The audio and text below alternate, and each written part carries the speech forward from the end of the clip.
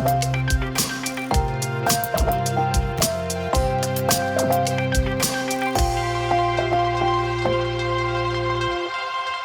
to the CFO Show. I'm your host, Melissa Howatson, CFO at Vena. Continuous learning is not just a nice to have in finance. It's a necessity. Regulations, financial standards, and technologies are constantly evolving, and finance professionals have to keep up.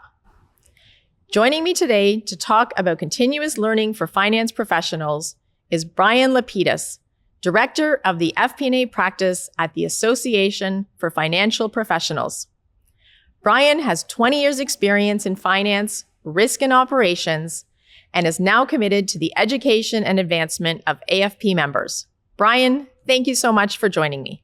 Melissa, I'm a fan of the podcast, and thank you for having me on and giving me the opportunity to talk to your audience. So before I get into some of my questions, can you tell us a little bit about your background and what was it that made you decide to join AFP? Sure. My background, I was 20 years in the office of the CFO. I've worked at large companies that you've heard of. I've looked at small companies that you haven't heard of. And I've been in different parts of finance. I've been in treasury. I've been in risk. I've run FP&A before. And in that way, I was actually a member of AFP as a practitioner. And at one point, I was looking to make a job transition. And I saw that AFP had a call for articles. I thought, wow, it would be great to kind of have another way to talk about what I know, to share my experiences and contribute to the AFP community instead of just being a reader and an absorber of information. And then over the years, that I really maintained that relationship. I wrote more articles. I taught a class, and I spoke at conference. And after a while, actually it was when I went to conference, that's when I really was hooked.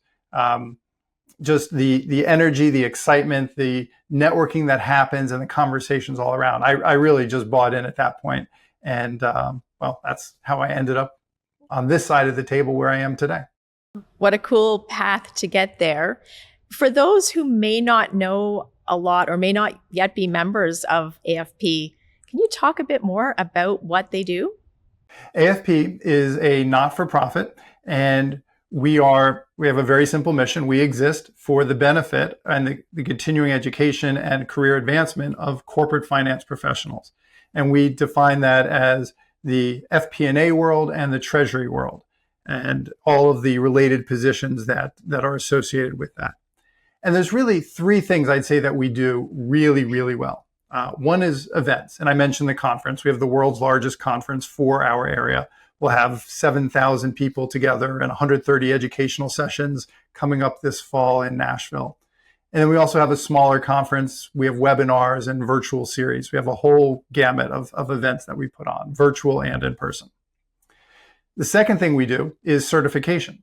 We have the only supervised certification for the FP&A space and for Treasury called the FPAC and the CTP. And then the third is continuous education through our webinars, classes, guides, articles. Membership gives access to some, and then you can be a non-member part of our community and gain access to other parts. But through all of these things, that's how we live our mission, which is to work for the success of the corporate finance practitioner. And so it's so great because clearly what you do ties in so closely to the topic we have today, which is about ongoing learning for financial professionals. Let's start with talking about why is it so crucial in particular for finance professionals to be staying on top of their continuous learning compared to maybe other types of jobs? I'll give a couple reasons, a couple answers to that. One is that learning is incremental, right? We don't eat our entire meals for the week on Sunday, right? But yet we go to school, we get our education, our BAs, our MBAs, our CPAs, and then some people think that our learning stops there, but you can't just stop there, right? Learning is incremental and it's continuous because you need to keep up, right? You need to keep up with what's happening. You need to keep up with the change. So that's the second thing. What we need to know is different than what we might have learned in school. Our CEO has a a favorite saying. I think it's a Jack Welch quote, that when the speed of change externally is greater than the speed of change internally, that the end is near. And we are living in a time in a career cycle where change is constant on the outside. And we need to match that change and that constancy of change inside to keep up. And then the third thing I would say is that learning needs to be combined with application. And so what I think is really a powerful combination is to learn something relevant to what you're doing at work. And so that learning can really sink in and you can apply it and reinforce it. And that's how it really stays with you. And so learning incrementally, continuously, and applying it incrementally and continuously really helps it stick and really helps your personal growth and development.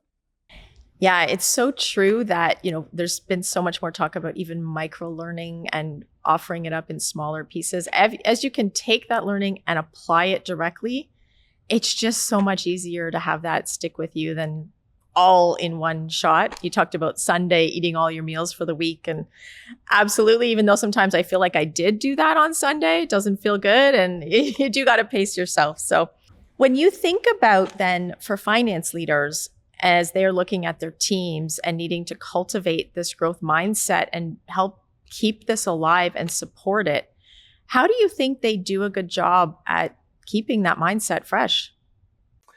We actually have done some research on this, right? How do you create that growth mindset, keep that education going, and what sets leading companies apart from others? So we had a survey about a year and a half ago, and three things really stood out from the results of what we called our agile leaders, which were the top 20% of respondents versus everybody else.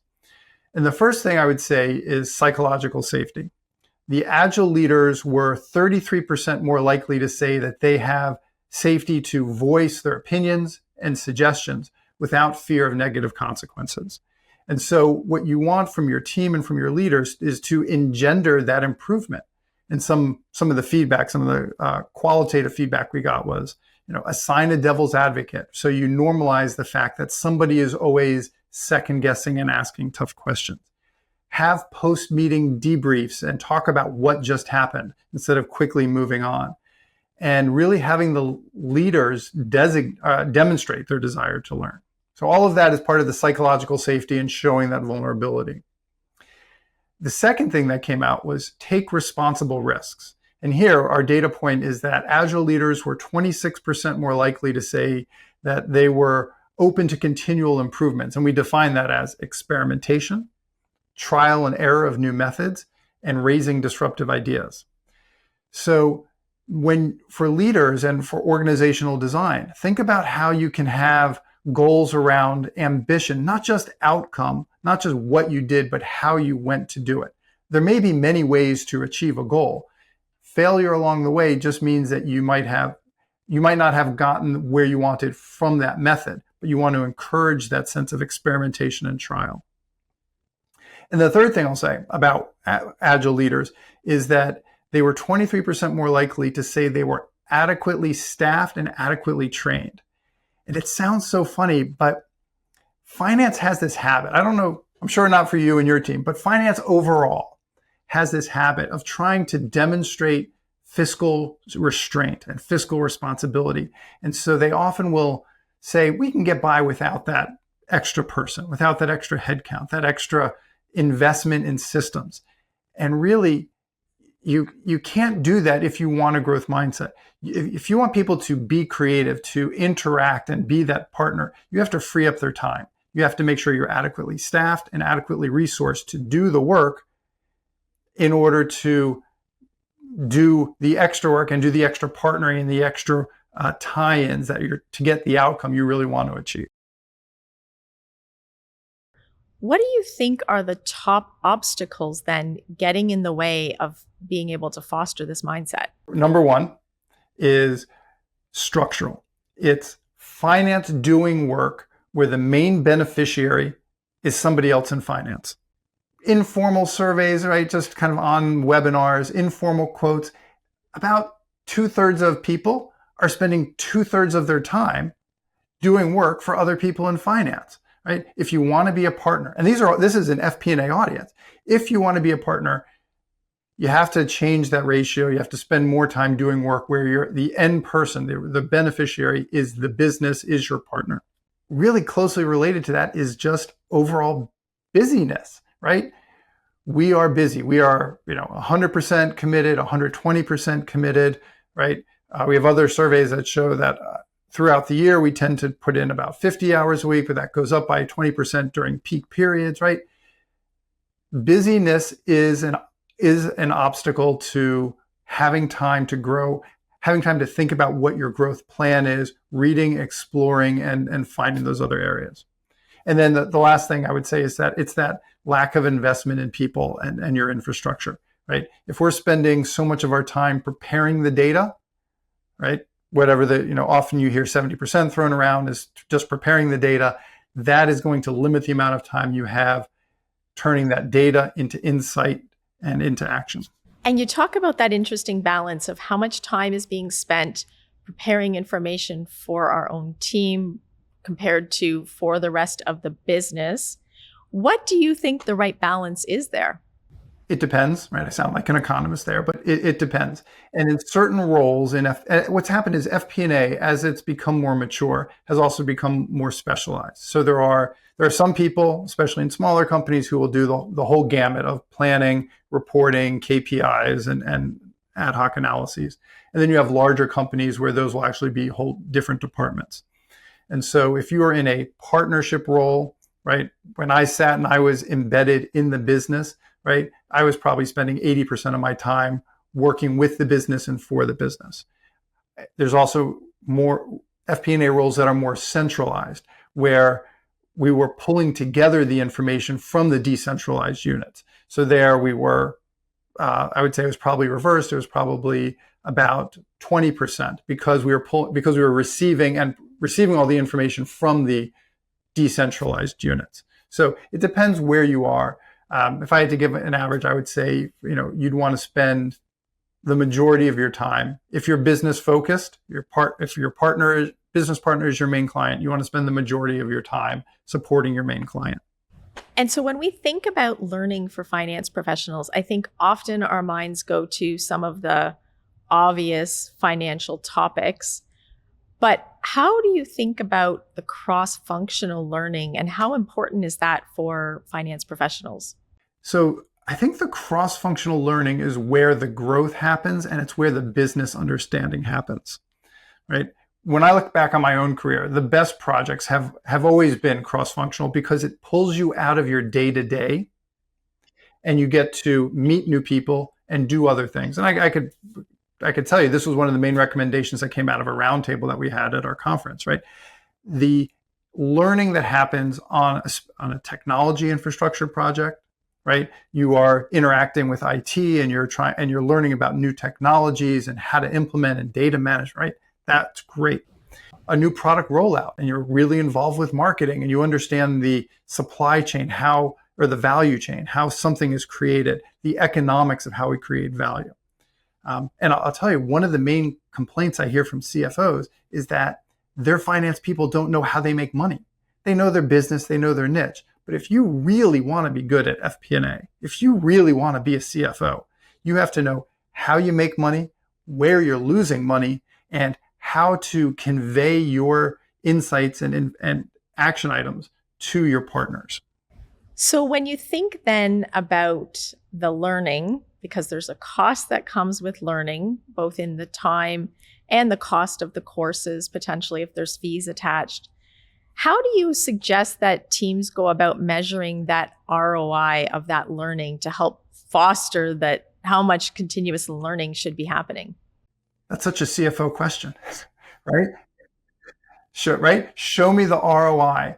And I'll be honest, I don't have a good answer for that, right? Because you know the cost of, you know the cost. You can measure what a class costs or sending somebody to conference or a certification, but you don't know what the cost is of being on a exploratory project. And the benefits are not directly measurable. You can't draw a one-to-one correspondence between them. So it's hard to get that.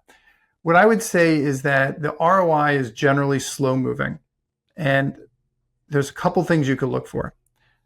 You could look for the trajectory of the people who are on those projects and on the teams. Are they moving ahead of their peers at a faster rate?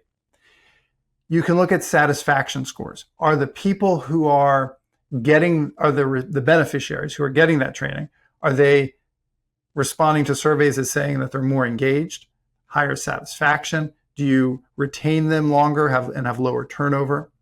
And you can also measure your partners. Are your partners satisfied with how well finance is serving their needs? I totally agree with those ones. And you're right. It gets hard to track, but I do believe you can measure. There's an opportunity cost of not doing it as well. I think if finance is remaining siloed and others aren't getting the value and wanting to bring finance to the table, you're missing that chance to be aligning with the rest of the org and collaborating. And so there's definitely a cost to the business of not getting this right that I also, as I sometimes think about the other side of what if we don't invest in this and we fall behind and we get more siloed and like you talked about, attrition is higher, people aren't feeling as much job satisfaction. So I definitely think there is that payback, but it can be a little bit gray zone trying to figure it out. Absolutely. Why do you think it's important for finance professionals to keep up things, for instance, like Excel, and maybe you've got other types of skill sets for FP&A professionals in particular? Have you seen the cartoon that's been going around where there's an image of all of these complicated, sophisticated systems, right? It's your EPM and your CPM and your CRM and your data warehouse and your data lake and your lake house, right? However you want to call it. And then they're all kind of sitting perched and held up by Excel, right? And the punchline is Excel holds up the world. Excel is ubiquitous, right? 750 million user installs around the world, can't be wrong. And at that point, Excel itself becomes a language, and it's everybody in finance speaks it, everybody uses it, and because of that, it has utility, ubiquity for every person in every job. It is great at what it does, especially in unscripted moments, in ad hoc analyses.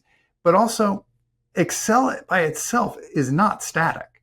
It has been expanding its functionality in recent years, right? It has vastly improved its data connectivity through its own version. They don't call it ETLs, but it is an extract, transform, and load function. So it can connect into databases.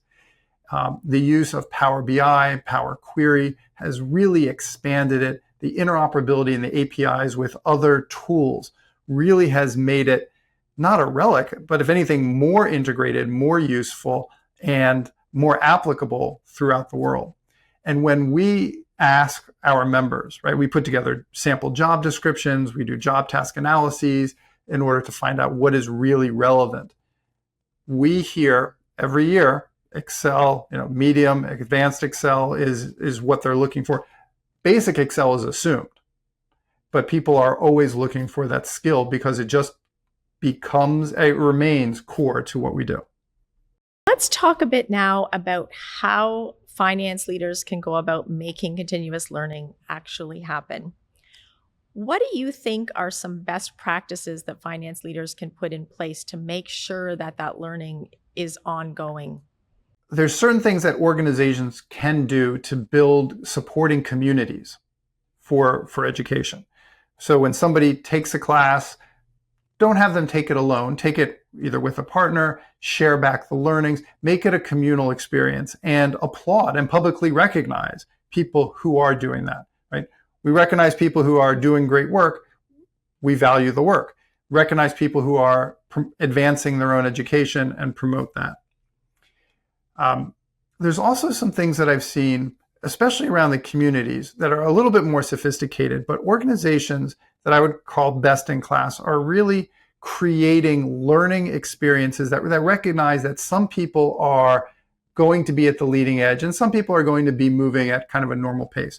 And so they've found ways for the leading edge people to work with each other and network with each other. One example, one company called it their purple people, where they put them through this cohort through a training, and they were finance people that they were going to teach tech skills to. So that was the purple, right? Red and blue make purple.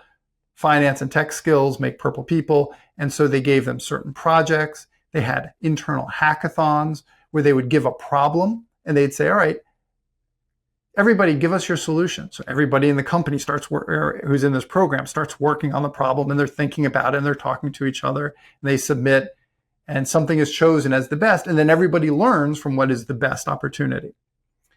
Another company, another very large company, they called it their digital leads, and they had they had different projects around the company, and then they had their own internal conference, and people presented what their projects were and what they learned.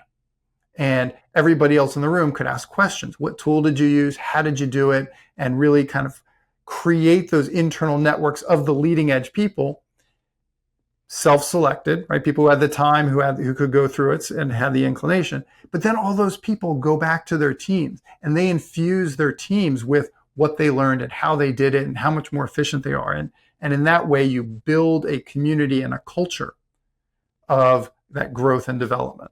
Yeah, it's interesting you talk about programs like that, because I've seen things like that as well. And what they do is, as people realize, hey, if you're interested in this, you're showing that you've got that motivation to be part of it. As people participated and the readback came, others wanted to be part of it too. And these things do start to have this allure to them of, hey, if I do well, I start to show mastery here, I might be able to participate in this. And you're right. There's all these intangible benefits that come out of those folks who've participated.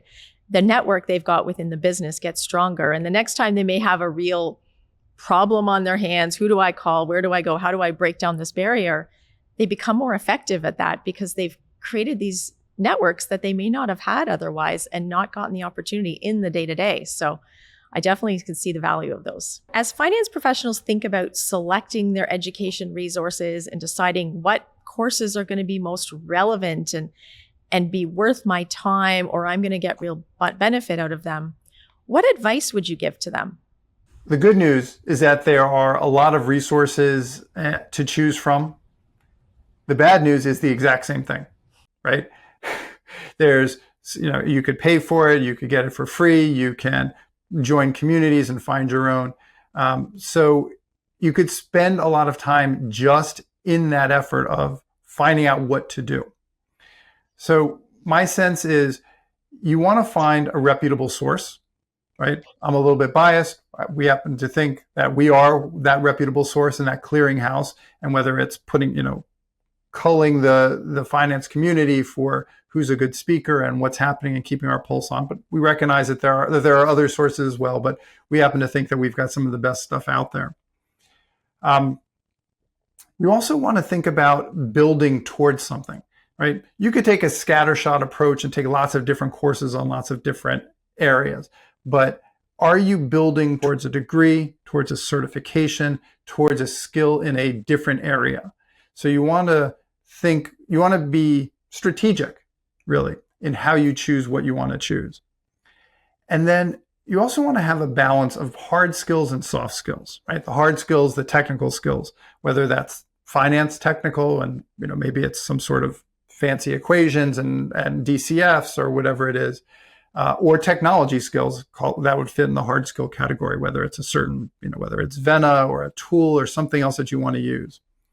And then you also want to have soft skills. And a lot of the buzz right now, since the AI is coming, it's here, it's expanding at such a fast pace, there really isn't an emphasis on soft skills. And how do you be more human, right? How do you make human your superpower in an AI-powered world?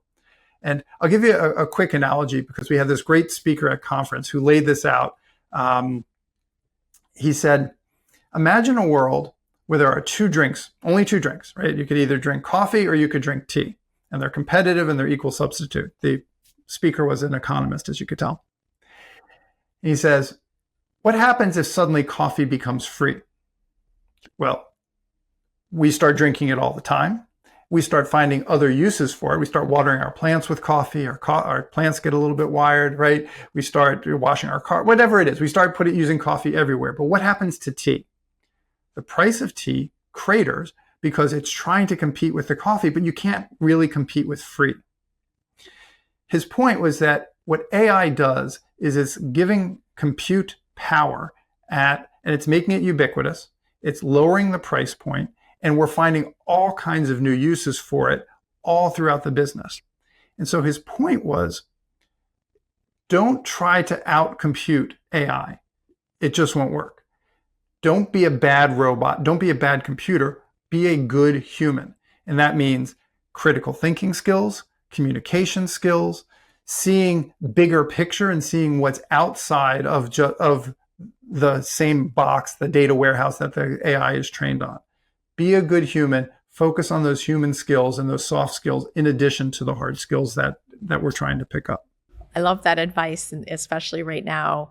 I'm curious then, with what you see, what are currently some of the most common skill sets or courses that finance professionals are taking? The top 3, let's say. So speaking to our own book of business, we have a course on critical thinking, right? How do you challenge the data? How do you compare and judge the information that's coming into you? Second, I mentioned that we have our certification. We also have smaller badges. And so we have a badge on analytics, digital analytics. And so that is also very popular. And then our third one that's most popular is business partnership. How do you become a business partner? Establish rapport, communicate well, be heard, and challenge effectively to your business partners. You've got the formal learning, the classrooms, the on-the-job learning. I think financial professionals also have to stay on top of what are the latest industry trends. Do you have any advice for how to do that?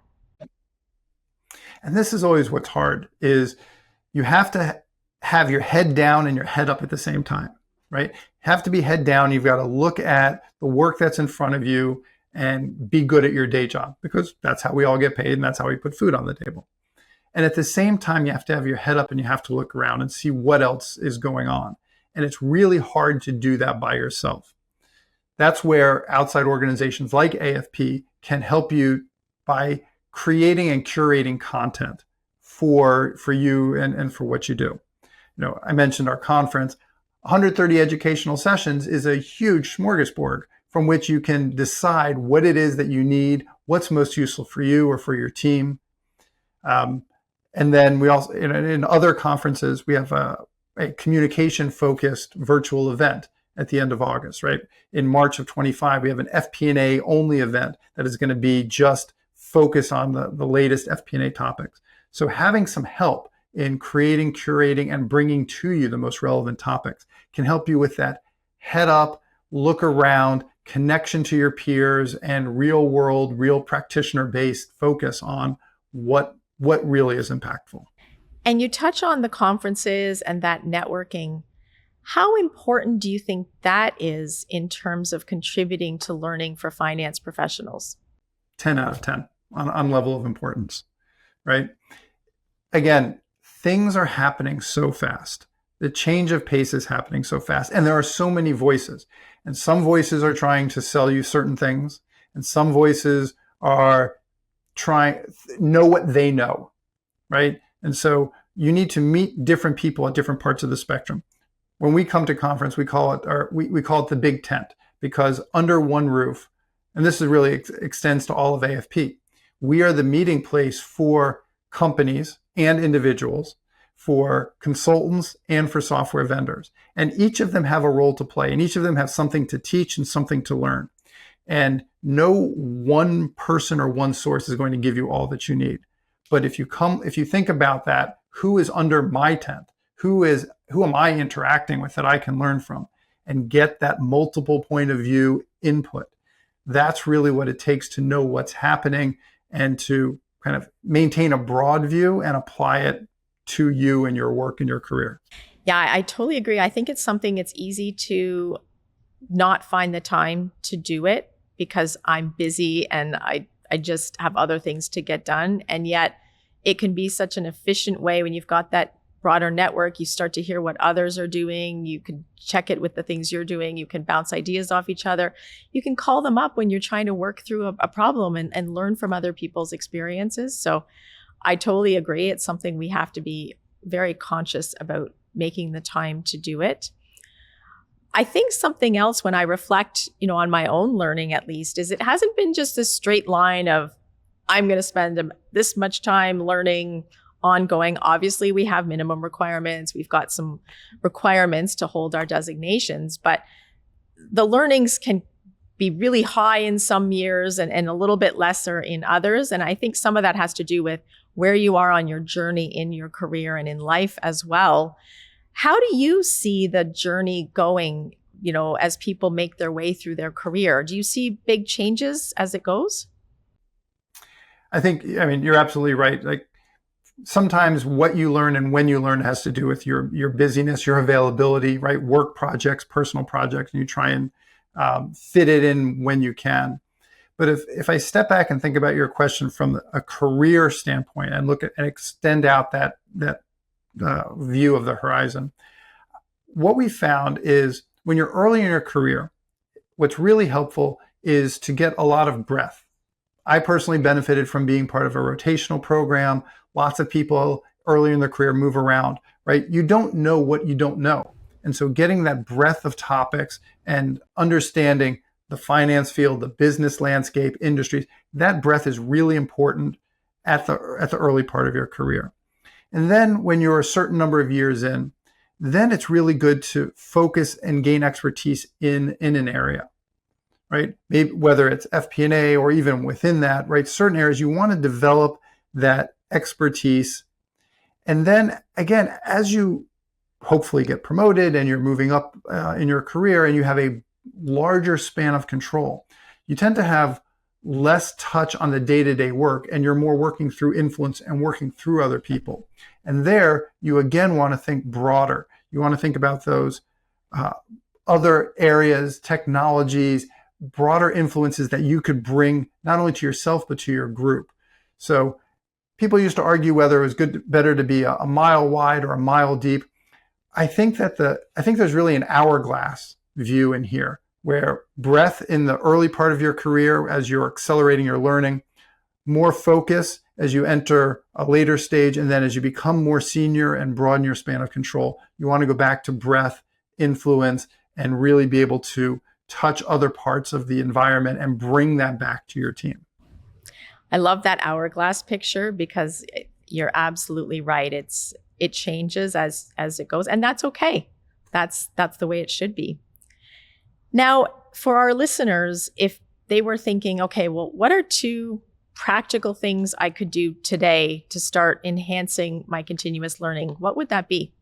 One, carve out time. Carve out time to make a plan of what you're going to do and carve out time to actually do it. And then the second thing I would say is really work with your boss, with your team. What we found is that the trend in recent years is companies are investing more in their teams.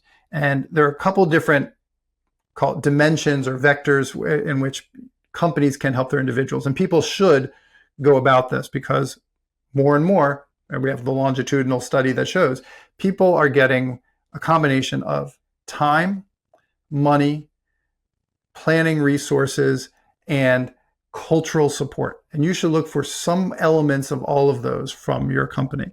Are they giving you the time and saying, all right, well, take a week out of the office, don't come in and take this class? Are they giving you the money and saying, we'll support this course, this certification, this training, and maybe they give the money and you do it on your own time? There's a little bit of negotiation there, but that's the leverage point to negotiate this with your company. And ask about that gap analysis, right?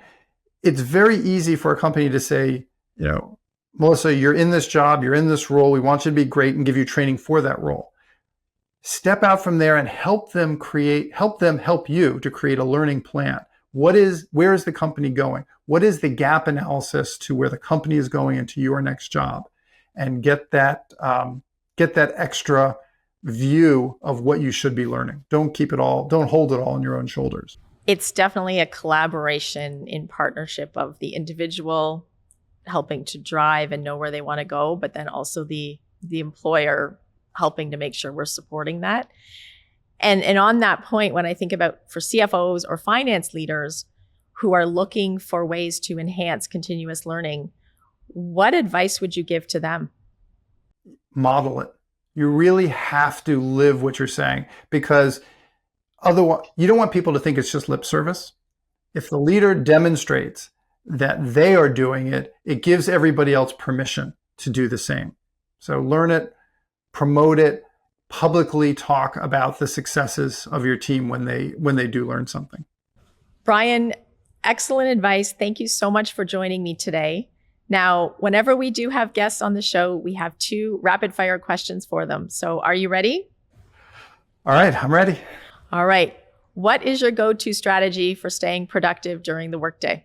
Jokingly, I'd say caffeine, but maybe that's not a joke.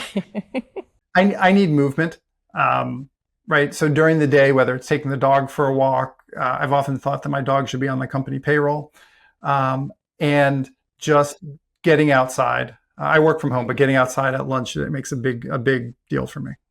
That's definitely become much more important, especially now as people are working at home, as we have to be more conscious about that for sure. And the second question is, what helps you to turn a bad day around? Working from home, I have the ability to see my family, to see interactions coming in and around the house. So at some point when I get frustrated, I can often go downstairs and see my wife, see my kids, and just kind of remember that work is important, but it's not the only thing that's out there. Bryan, thanks again for joining me today. Great advice, and it's clear that you're passionate about this topic. So really appreciate you joining me and giving us your time to share. Melissa, thanks for the invitation, and it's been a pleasure talking to you about this. If you'd like to learn more about today's topic, please visit the links in the show notes. Looking for more great CFO show content? Sign up for our free newsletter. Each week, you'll get a roundup of exclusive content to help you grow and drive strategic transformation. Visit thecfoshowpodcast.com to sign up now. For The CFO Show, I'm Melissa Howatson. Until next time.